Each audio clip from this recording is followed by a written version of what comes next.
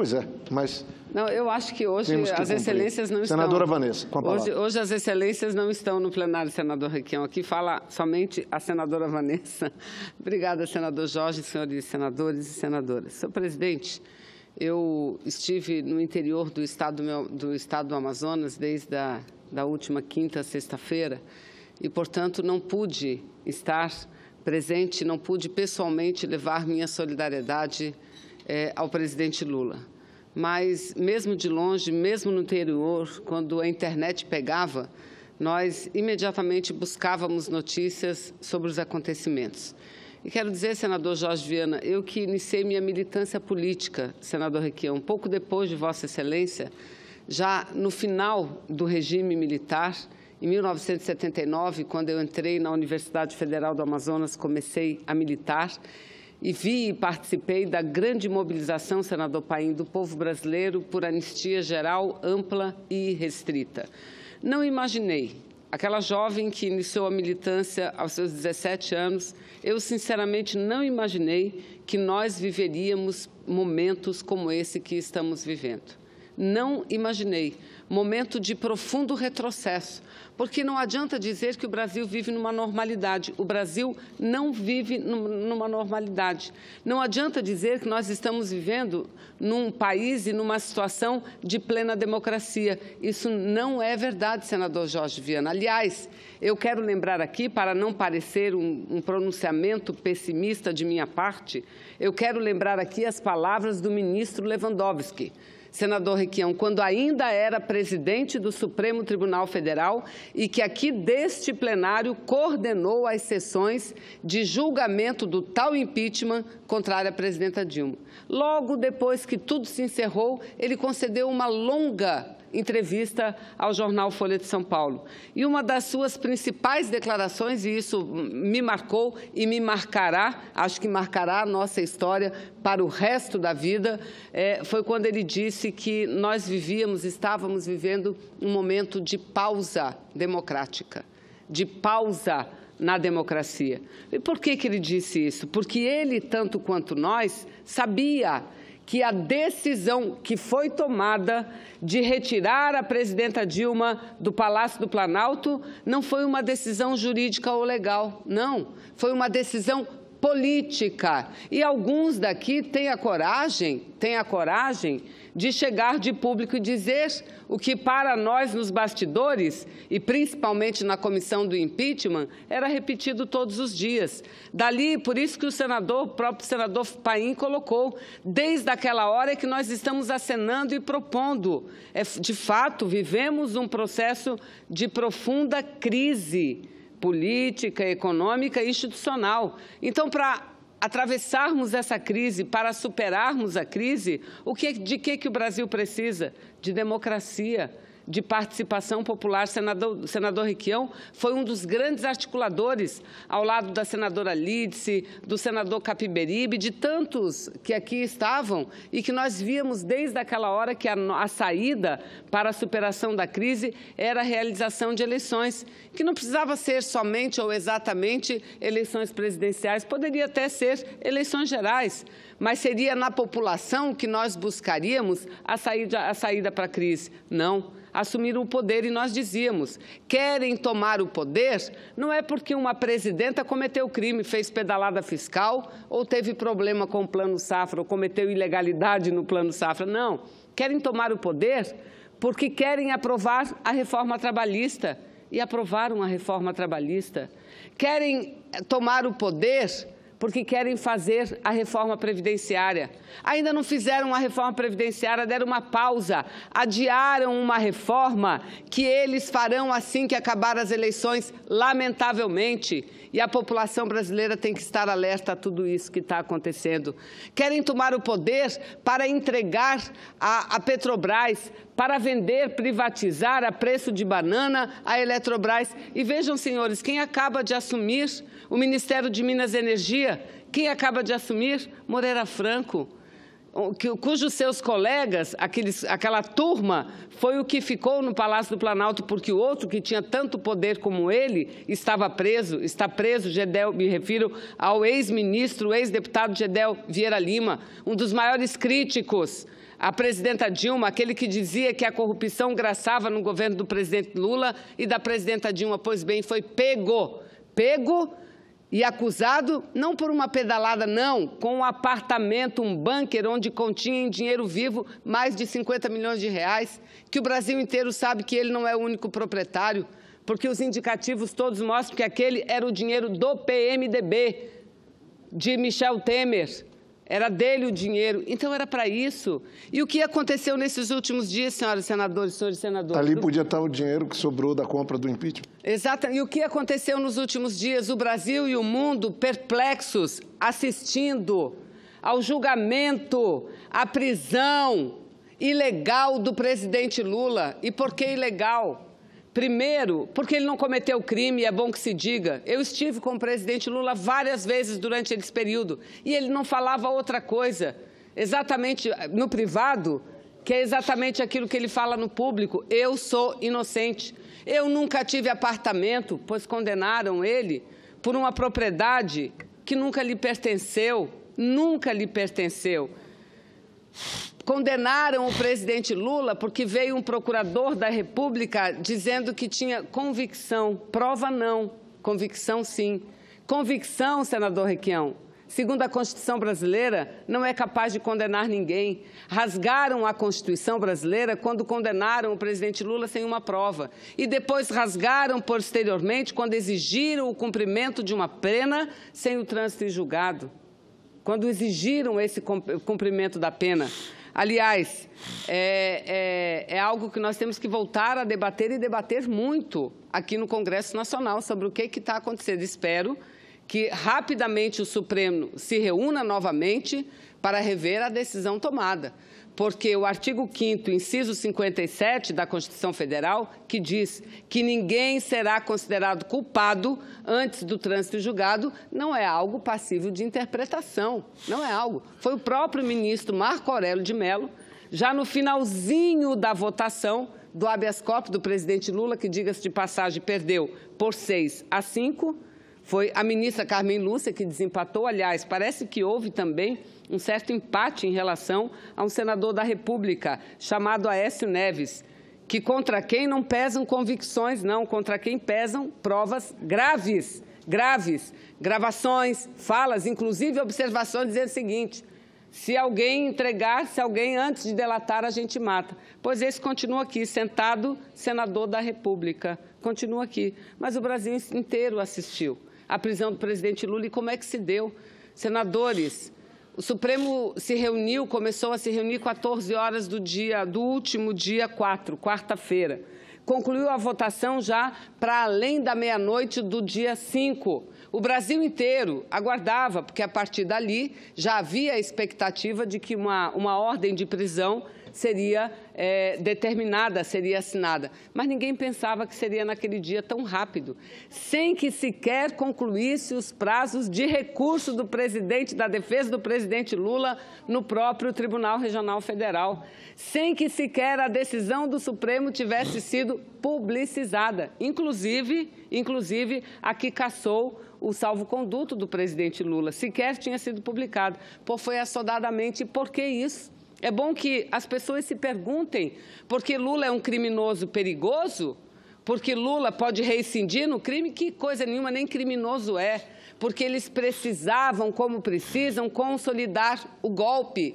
E consolidar o golpe é o quê? Significa o quê? Tirar toda e qualquer possibilidade do presidente Lula vir concorrer nas próximas eleições. E aí eu pergunto a cada um e a cada uma dos brasileiros e brasileiras, que tem que se perguntar também, será que se o presidente Lula não fosse o primeiro colocado nas pesquisas de intenção de voto à presidência da República, ele estaria preso? Não, ele não estaria preso. Então, o que perseguem não é a figura do presidente Lula. O que perseguem é um projeto político, um projeto que quer um Brasil diferente, um projeto que errou e errou muito. Errou e errou muito. Agora é bom que saibam também que ninguém, quando se elege presidente da República, consegue fazer nada sozinho, se não tiver o apoio do Congresso, se não tiver o apoio dos parlamentares. E tanto Lula quanto Dilma trabalharam com o parlamento, que é a composição que tem, nós conhecemos. Um exemplo eu dou do meu estado do Amazonas. Todos apoiavam o senador Paim, Lula e Dilma, todos. Nunca o meu estado do Amazonas foi tão priorizado, tão reconhecido, tão respeitado. Nunca o meu Amazonas ganhou tanto no governo quanto ganhou com Lula e com Dilma. Basta dizer que prorrogamos a Zona Franca de Manaus por 50 anos. Por 50 anos. Pois bem, a grande maioria da nossa bancada, de 11, 8 deputados e 3 senadores, apoiavam Lula e Dilma. Pois bem, na hora desse tal impeachment, quem ficou? Eu. Somente eu. Somente eu. Todos viraram as costas. Agora eu digo, quando viraram as costas, não viraram as costas para Dilma, viraram as costas para o povo brasileiro, para quem hoje está perdendo com a reforma trabalhista, para quem está perdendo com as privatizações que estão fazendo, para quem está perdendo com a emenda constitucional 95, que impede mais investimentos em educação, em saúde, em segurança pública. Então, é muito triste ver o que acontece e todo esse processo que o presidente Lula sofreu nesses últimos dias, decretada a prisão. Quando feito isso, imediatamente ele foi ao sindicato dos metalúrgicos e lá começou a receber lideranças parlamentares. Meu partido estava muito bem representado pela deputada Manuela Dávila, nossa presidente lá esteve, vários dirigentes. Manuela, que é a nossa pré-candidata à presidência da República, porque nós temos convicção que defender Lula é defender a democracia, é defender o Estado de Direito. Mas, não bastasse isso, ainda procuraram humilhar o presidente Lula, como procuram de todas as formas. Eu conversava agora há pouco com o senador Requião, o que é aquele avião que levou o presidente Lula? Que avião era aquele? Eu aqui não quero dizer que é um avião ruim, não, porque nós andamos em avião que mais parece em avião de papel, não é não, senador Jorge Viana? Lá nas nossas regiões, andar de Cessna, andar num monomotor, naquele Cessna, um Caravan, é luxo. É luxo. Andar num avião daquele para a gente na Amazônia é luxo. É um avião seguro. Mas eu pergunto, é o avião usado regularmente para o transporte de um presidente da República? De uma capital a outra do país? Eu só pergunto isso. É um avião usado regularmente? É claro que não é. É claro que não é. É para humilhar. Para humilhar. É para humilhar o presidente Lula. Agora, o mais grave, quando ele chegou aí de helicóptero lá na sede da Polícia Federal, em Curitiba, a praça de guerra se instalou. Lá estavam os dois lados. E por que a polícia só atacou um lado? Os relatos que nós estamos ouvindo têm que ser investigados, senador Jorge Viana. Eu estou entrando com requerimento, não é em nenhuma das comissões, é neste plenário. E a partir de amanhã, quando tivermos sessão deliberativa, vamos ter que enfrentar e debater um requerimento para que se expliquem o que fizeram em Curitiba na hora da chegada do presidente Lula.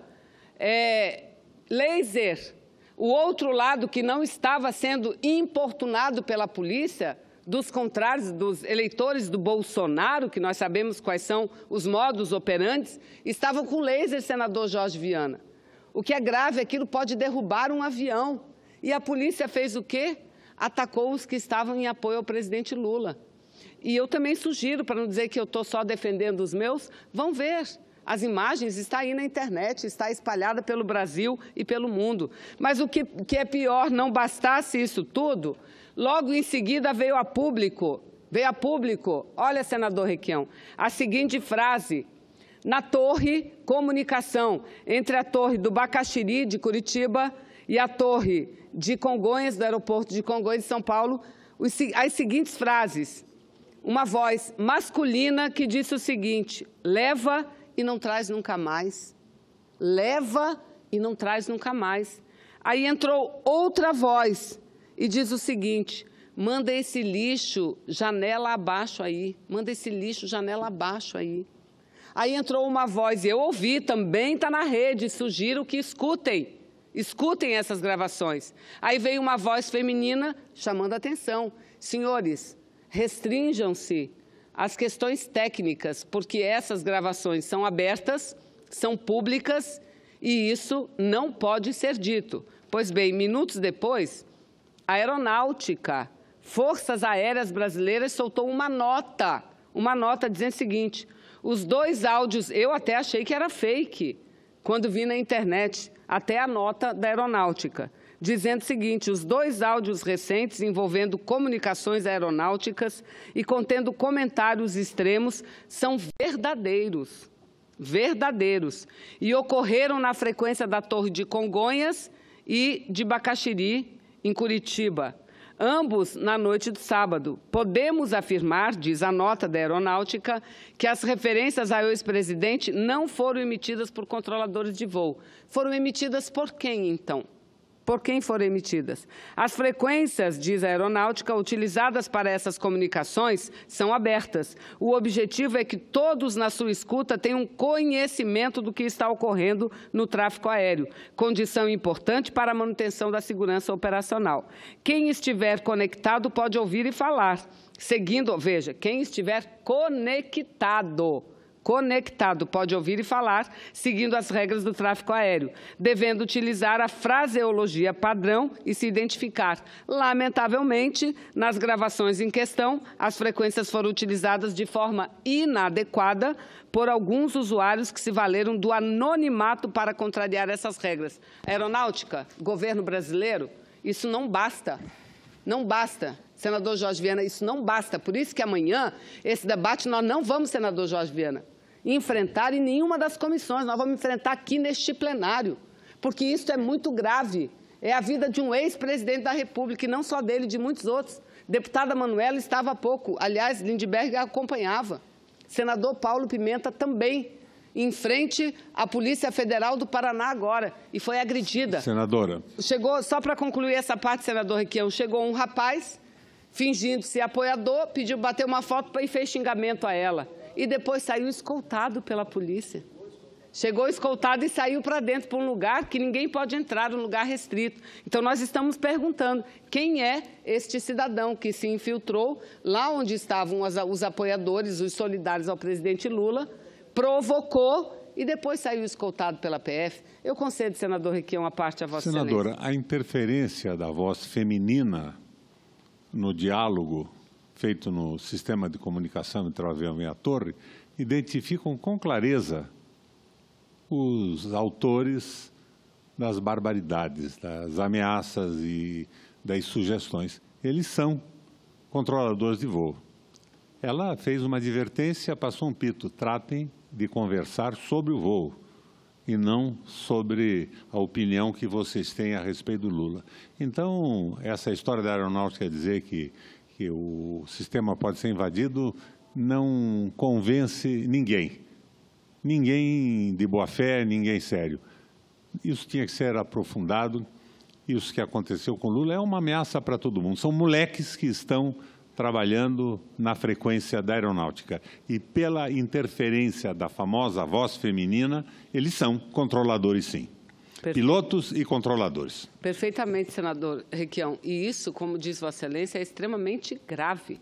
Por isso que eu digo, não é um problema a ser enfrentado na periferia do parlamento, não. É um problema a ser enfrentado neste plenário aqui, pelo conjunto não só dos líderes, mas de todos os parlamentares e pelo próprio presidente da Casa. Nós precisamos exigir explicações. Semana passada, eu repito aqui, todos ocupamos a tribuna para falar de forma até assustada dessa pressão, senador Paim, eu concedo a parte a Vossa Excelência, que se fez direta ou indiretamente, alguns direto, outros indiretamente, perante o Supremo Tribunal Federal, dizendo o seguinte: ou vota do jeito que a gente quer, ou vem aí, pode vir aí uma intervenção. Ora, que coisa é essa? Onde é que nós estamos chegando? E eu quero aqui, antes de que falem qualquer coisa contra mim, eu quero dizer que também assisti alguns exageros que partiram, senador Jorge Viana, do lado de cá, em relação a pessoas do lado de lá, que também nós não aceitamos. Por exemplo, eu vi pela televisão hoje que um cidadão foi agredido em frente ao Instituto Lula, Primeiro, eu não sei como é que uma pessoa tem a capacidade, não é, a coragem de ir em frente ao instituto que discorda para xingar pessoas. Foi lá. O que ele deveria ter recebido? No mínimo ou no máximo um xingamento. Mas, infelizmente, partiram para a agressão física, que não cabe em lugar nenhum. Não cabe em lugar nenhum. Mas, às vezes, é que a provocação ela se torna tão grande que as pessoas perdem o controle. Então, é por isso que eu digo, nós temos que trazer o controle de volta. E quem tem que fazer isso é o poder constituído. Michel Temer não tem essa condição. Michel Temer está calado. Michel Temer, semana passada, um dia, 2 dias, nos falava em outra coisa sem ser intervenção. Calado estava, calado ficou. Mataram uma vereadora, ele ficou calado.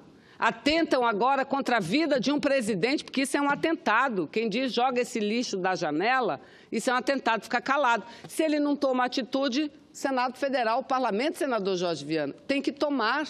O parlamento brasileiro tem que tomar atitude. Do jeito que está, não pode ficar. Concedo a parte, senador Paim, a Vossa Excelência. Essa é uma parte pequena,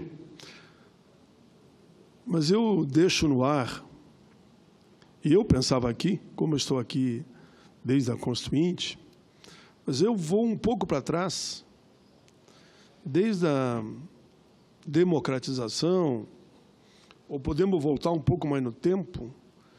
Quantos ex-presidentes da República foram presos após o fim do mandato? Vossa Excelência lembra algum? Eu não lembro nenhum. Eu não lembro nenhum.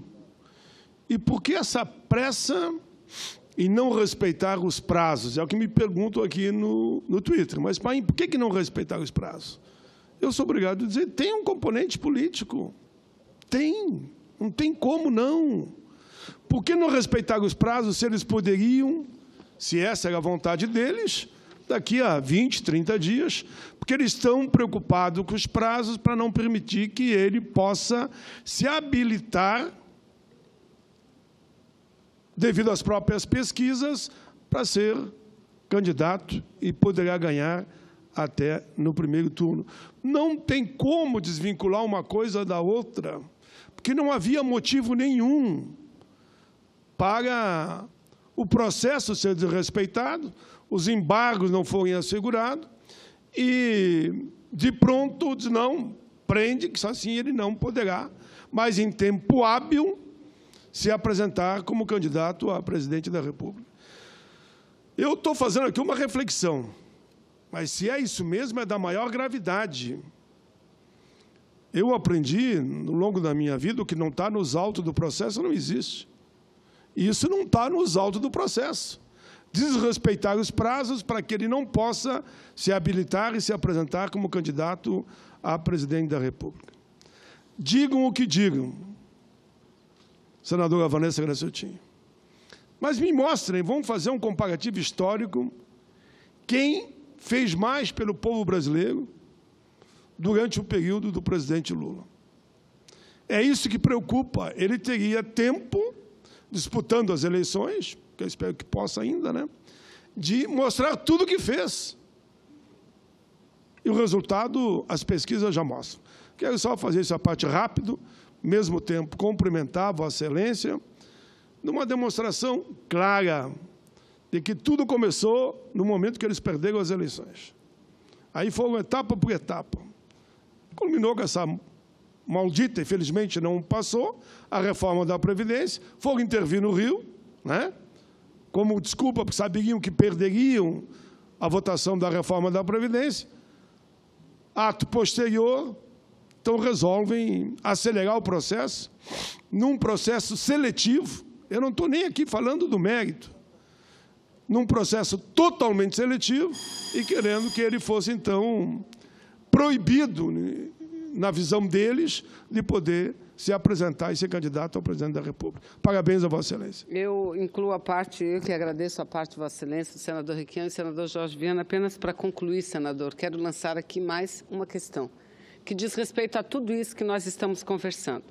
Porque essa semana, o Supremo Tribunal Federal deverá se reunir novamente para votar a ação direta de inconstitucionalidade sobre essa tal manifestação e interpretação que o Supremo deu desde 2016, segundo o ministro Marco Aurélio, senador Requião, no calor da Lava Jato, né? Porque é uma interpretação que não expressa ipsilíteres o que diz a Constituição da República, artigo 5º, inciso 57. Então, eles devem analisar a ação direta de inconstitucionalidade, que são várias, uma delas da Ordem dos Advogados do Brasil, da OAB, dos advogados do Brasil, repito. E todos sabem, senador Jorge Viana, qual tem sido a postura da direção da OAB nesses últimos tempos. Quem sabe tem a convicção e a justeza de que, de fato, essa é uma ADIM, de que eles têm convicção de que permitir a prisão em segunda instância, ou seja, o cumprimento da pena já em segunda instância, é um grande equívoco constitucional, muito mais do que equívoco. É uma flagrância, é um flagrante atentado à Constituição. Mas veja, eu li agora há pouco, e isso é muito interessante, eu peço que seja incluído nos anais, porque tudo que fica nos anais fica para a história. Uma matéria de jornal, eu não acompanho todas as votações do Supremo, mas um jornal, agora um meio de comunicação, publicou o seguinte, senadores: Rosa Weber negou prisão no Rio Grande do Norte, em caso análogo ao Lula, em caso análogo ao de Lula, 15 dias antes. 15 dias antes, veja, foi uma ação movida pelo Ministério Público Eleitoral no Rio Grande do Norte contra Rejane de Oliveira Ferreira e Francisco Ferreira Hermano, porque teriam sido condenados, senador Jorge Viana, senador Paim, senador Requião, tinham sido condenados pelo TRE. Então, um colegiado de segunda instância, não é? Porque primeiro é o juiz, o TRE, e, portanto, estariam eles inelegíveis. Está aqui, ó, os três foram condenados em 2016, unanimemente pelo TRE, pela prática de crimes de corrupção eleitoral, não é? Então, eles recorreram. E veja o despacho. A folha 3056-62, o Ministério Público requereu o imediato cumprimento do início da pena, com a expedição da respectiva guia de execução, pelo que determinei fosse aguardado, isso a ministra Rosa Weber, pelo que determinei que fosse aguardado o desfecho da controvérsia no Supremo Tribunal Federal, diante do ajuizamento das ações declaratórias de constitucionalidade 43 e 44, sem prejuízo regular da tramitação do recurso no TSE. É o relatório decidido. Então, essa foi a decisão da ministra. Não pode cumprir agora, tem que aguardar o ajuizamento e a votação das declaratórias de constitucionalidade 43 e 44. Senadora, senador Requião, eu não espero do Supremo Tribunal a perfeição. Ele é passível de erros e de equívocos. Mas nós temos, dia 4 agora, o julgamento de uma ação do PEN exatamente sobre o princípio da presunção de inocência. A ministra, tecnicamente, pode-se até dizer que não estava equivocada. Era um habeas corpus contra uma decisão do STJ, que havia se baseado numa posição anterior, equivocada, mas anterior, do Supremo Tribunal Federal. Agora não. O ministro Marco Aurélio pretende levar à mesa do tribunal... Porque aqui ela não concedeu, senador. Sim, mas veja, do ponto de vista técnico, ela está certa nesse caso citado. Mas deveria ter agido assim em todos os casos, e errada no caso do habeas corpus do presidente Lula. Mas agora, na quarta-feira, nós vamos ver o Supremo Tribunal julgar o princípio. Eu, inclusive, acho que esse princípio pode ser discutido pelo Congresso, por pessoas eleitas pelo povo. Nós temos exemplos terríveis de condenações que não eram cumpridas ao longo de décadas. Por exemplo, a do Maluf. Eu mesmo já fiz uma sugestão de iniciarmos o debate sobre isso e apresentei um projeto na companhia do senador Ferraço, da senadora Gleisi e do senador Álvaro Dias. Ela foi relatada, talvez até inadequadamente, porque era um dos subscritores, pelo senador Ferraço. Está na Comissão de Constituição e Justiça. Mas só o Congresso podia mudar isso. Agora, na quarta-feira, o princípio constitucional vai ser examinado. E eu acredito que o Supremo Tribunal Federal vai validar a Constituição, senão estaria se transformando num tribunal de arbítrio. E daí nós teríamos que tomar providências. Não se trata de revanche, mas se trata da defesa do Estado de Direito e da defesa do próprio Congresso. A ministra Rosa Weber tem que votar, como votou a primeira vez e como disse que votaria se a discussão fosse do princípio. Então, está assegurada a manutenção do princípio constitucional da presunção de inocência. Se isso não acontecer, cabe a este Congresso Nacional tomar providências legislativas. E essas providências serão tomadas.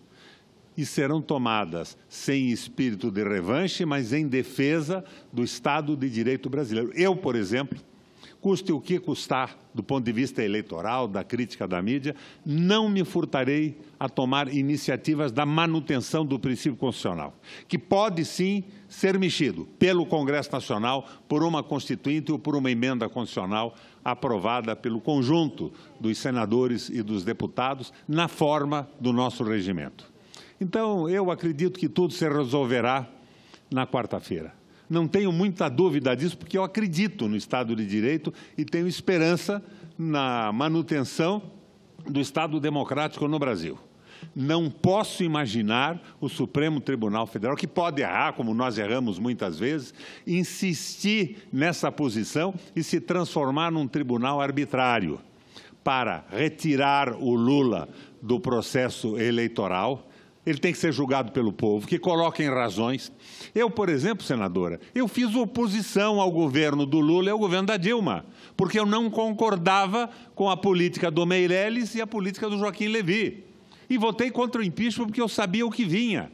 Quem tem que decidir os caminhos do Brasil é o povo, com ampla discussão, com uma imprensa aberta. O que é que nós queremos? O liberalismo econômico que destruiu a Grécia, que impede que a Espanha tenha um governo estável, que atrapalha a vida da Alemanha, que viabilizou a queda do ministro na Itália, que colocou a Europa inteira numa situação de pânico do ponto de vista da sua economia. Esses princípios liberais falidos na Europa estão pedindo asilo no Brasil, como um zumbi, um morto-vivo. E aqui eles estão tendo guarida, senador Tião, eles estão tendo, Jorge, eles estão tendo guarida por parte de corruptos ideologicamente corrompidos e de corruptos de fato. Como é que é possível que o Lula seja condenado por um raio de um apartamento que nunca foi dele? Aliás, um apartamento medíocre, eu vi o filme do apartamento na UOL ontem. É um apartamentinho de péssima construção, de péssima qualidade. Não é um triplex, é um duplex. O terceiro andar é a cobertura onde puseram lá uma tina que eles chamam de piscina. 2,5 por 1,5, uma coisa absolutamente ridícula. E a dona Marisa havia comprado o quarto andar, pelo qual pagou durante 10 anos, e recebeu uma proposta, vamos trocar pela cobertura. O Lula foi lá, deu uma olhada naquilo, a OAS tinha assumido a construção do prédio e do apartamento e disse, não entro nessa treta, não quero. E disse, não gostei da cozinha. Não comprou, não assumiu, não teve posse, não usufruiu e não pode ser condenado por isso. Porque se o Lula for condenado por esse processo, o que estará sendo jogado no lixo é o direito brasileiro. Não é só a presunção de inocência, é a falta absoluta de prova material. É um crime sem corpo do delito. É uma violência que se comete não contra o Lula, mas contra a estrutura jurídica do Brasil. E tudo isso para acobertar o que vem acontecendo com o entreguismo. Vai a Embraer, vai a Eletrobras, vai petróleo, vai Petrobras, vão-se os direitos do povo trabalhador. E, logo em seguida, vão querer acabar também com a Previdência, que não conseguiram até agora. Mas, no momento pós-eleitoral, com este governo, de parlamentares não eleitos, eles vão querer resolver o problema financeiro das despesas de campanha com o voto. Eles não terão mais mandato. Então, nós estamos numa situação muito difícil.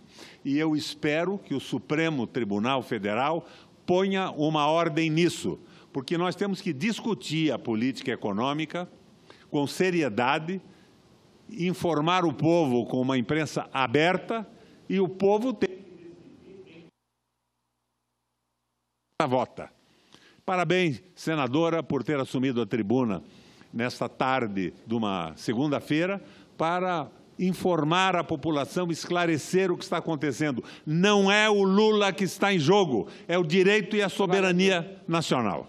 Eu concluo minha participação e eu que agradeço a parte de Vossa Excelência, que, sem dúvida nenhuma, engrandeceu e muito o meu pronunciamento. E saio da tribuna apenas repetindo uma decisão proferida pela ministra Rosa Weber, do Supremo Tribunal Federal, 15 dias antes da decisão contrária que ela tomou ao habeas corpus do presidente Lula, no sentido contrário. No sentido contrário. Veja, o Ministério Público, isso aqui extraído da folha dela, do voto dela, a ministra Rosa Weber. O Ministério Público Eleitoral requereu o imediato cumprimento do início da pena, com a expedição da respectiva guia de execução, pelo que determinei fosse aguardado o desfecho da controvérsia do Supremo Tribunal Federal diante do ajuizamento das declaratórias de constitucionalidade 43 e 44, que são essas que serão julgadas essa semana. Portanto, quarta-feira, por que não esperar a do Lula? O Supremo acaba com isso? Ou acaba o Supremo? Exatamente. Esperaram aqui, numa ação contra a senhora Rejane de Oliveira Ferreira, não sei nem quem é, uma senhora lá do Rio Grande do Norte, mas não esperaram contra o presidente Lula. E ainda a gente tem que ouvir justiça é igual para todos. Eu acho que justiça é e tem que ser igual para todos. Mas o presidente Lula está sofrendo uma injustiça. Está aqui o exemplo. A senhora Rejane recebeu toda a deferência da ministra Rosa Weber. Vamos aguardar a controvérsia. Está escrito. Se não for verdade o que eu estou dizendo aqui, eu não faço apenas uma retratação, eu sou passivo de ser processado. Mas está aqui, está publicado. Eu estou lendo uma publicação, porque eu não leio o Diário Oficial da Justiça, mas está aqui, decisão da ministra Rosa Weber, que deu o direito constitucional, senador Requião, à senhora Rejane de Oliveira Ferreira, dizendo que não era para cumprir a pena a partir dali, até que se aguardasse a controvérsia dessas ações de inconstitucionalidade. Muito obrigado, senador Jorge Viana. Eu cumprimento, querida... Vossa Excelência, se me permitir, me der som. Termino com Vossa Excelência me ensinou aí. Lula livre.